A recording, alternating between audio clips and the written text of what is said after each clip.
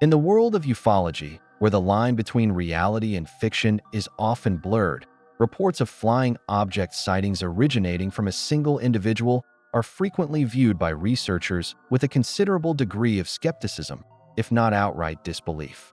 And there are valid reasons for this. In many such stories, upon closer examination, elements of falsehood, deliberate falsification, a desire for dubious fame, or even signs of the narrator's mental instability are discovered. It is quite another matter when such an incredible statement is made by a well-known, universally respected person with an impeccable reputation and solid life experience. In such cases, the chances that the testimony is a genuine reflection of real events increase sharply, compelling even the most hardened skeptics to ponder.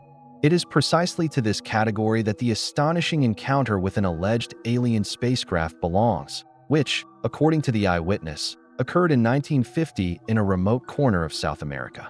The sole witness to this incredible event was Dr. Enrique Caratanudo Bada, a man of science and practice, whose name was well known in certain circles.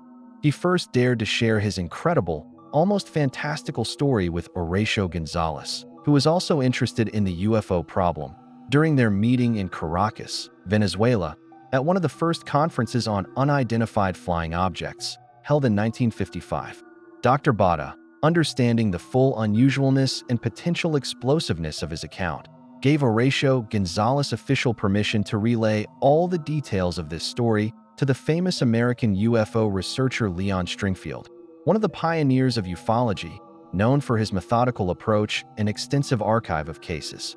In turn, Stringfield, after careful study and re-verification of the information received, deemed it sufficiently convincing to include a detailed description of Dr. Bada's story in his widely known book, Situation Red, The UFO Siege, which became a staple for many generations of ufologists. At the time of the events described, in 1950, Dr. Enrique Bada was about 40 years old, an age of maturity, experience, and established views.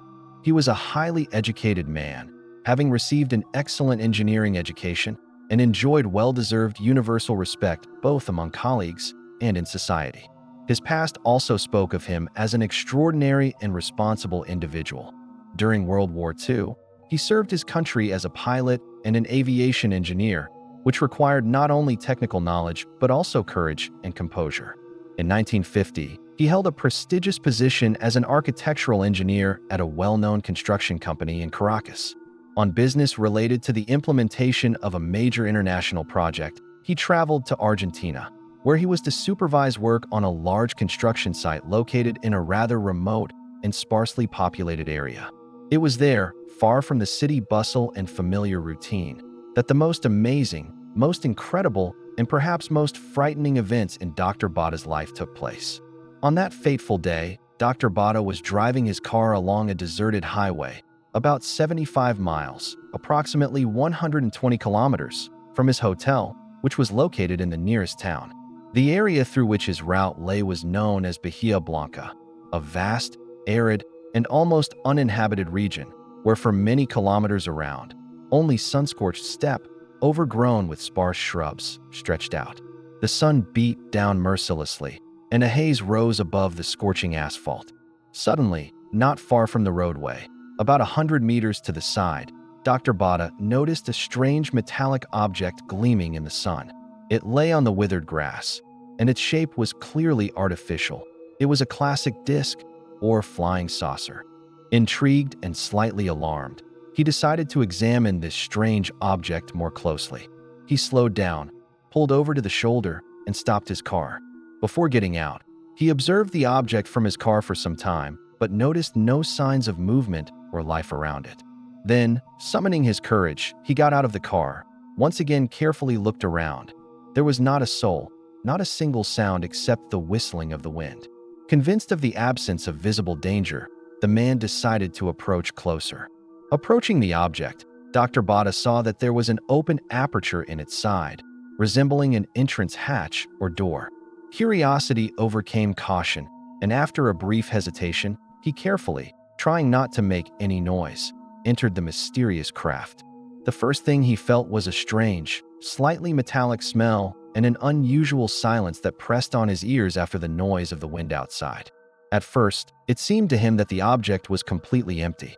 The interior space was not very large, circular in plan, and was illuminated by a dim, pulsating red light emanating from the dome-shaped top of the craft, which seemed to be made of a translucent material. When his eyes had adjusted somewhat to the dimness, and he dared to take a few more steps inside, he saw before him a curved sofa or bench with four clearly defined seats. On 3 of these seats, with their backs to him, sat small beings. Their height, by his estimation, did not exceed 4 feet, about 120 centimeters. They were dressed in close-fitting, one-piece overalls of a gray, mousy color, without any seams or fasteners. These little humanoids sat hunched over, as if leaning closely over something that resembled a control panel, which consisted of many flashing lights, indicators, and sensors of various types and sizes. Their heads were disproportionately large in relation to their bodies, and their limbs were thin. Dr. Bada stood calmly, almost without breathing, behind these alleged aliens for some time, observing them. He was astonished and frightened at the same time, but a strange, almost scientific curiosity kept him in place. At some point, he couldn't resist, and, reaching out his hand, very cautiously touched the shoulder of one of the beings. What he felt made him snatch his hand back in horror. The alien's body was cold and hard, like stone. There were no signs of breathing or movement. All 3 were dead. The realization of this fact hit him like an icy shower. Gripped by panic, Dr. Bada rushed headlong, barely feeling the ground beneath his feet. Out of this eerie craft, ran to his car, jumped behind the wheel, started the engine, and sped down the highway at full speed, away from this accursed place. Arriving at his hotel at last, still trembling from the experience, he immediately sought out 2 of his close friends and colleagues, who were also in Argentina on company business, and told them this incredible and terrifying story. The men, after listening to his rambling and emotional account, initially treated it with disbelief, but seeing the genuine terror in Dr. Bada's eyes and knowing him as a serious man not prone to fantasies, decided that there might be some truth to his words.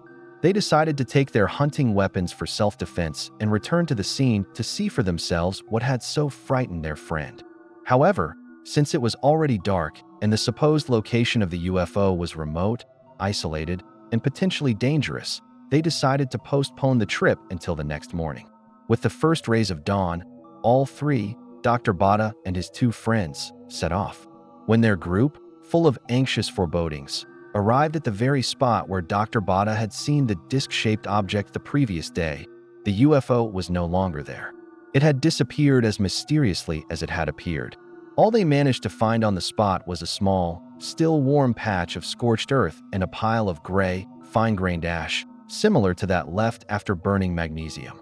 One of the doctor's friends, without thinking about the consequences, scooped up this strange ash with his hand. As soon as he did so, his palm instantly turned red, then acquired a crimson hue, and this redness, accompanied by burning and itching, remained on his hand for several days, despite all attempts to wash off the ash. While they were examining the site and discussing what had happened, their attention was drawn to movement in the sky. Raising their heads, the friends saw 3 strange objects hovering at a high altitude. One of them, the largest, was cigar-shaped and seemed to serve as a kind of mothership. The other 2 objects, smaller, were classic disc-shaped, very similar to the one Dr. Bada had seen on the ground. The doctor, who fortunately had his camera with him, hastily took 5 photographs of these objects, although he understood that from such a distance and in bright sunlight, it would be difficult to get high-quality images. And indeed, on 2 of these shots, after development, only faint, blurry outlines of the UFOs were captured, which nevertheless served as some confirmation of their observation. Soon, the small discs, after performing several maneuvers, smoothly joined the large cigar-shaped object, as if entering it. After that, all 3 objects seemed to merge into one large, blood-red craft, which with incredible speed shot off towards the side and quickly disappeared over the horizon, leaving behind only faint contrails that quickly melted away in the blue sky. Later, when the initial shock had somewhat subsided, Dr. Bada, analyzing his memories, was able to recall some additional details of his time inside the UFO. According to him, he clearly saw several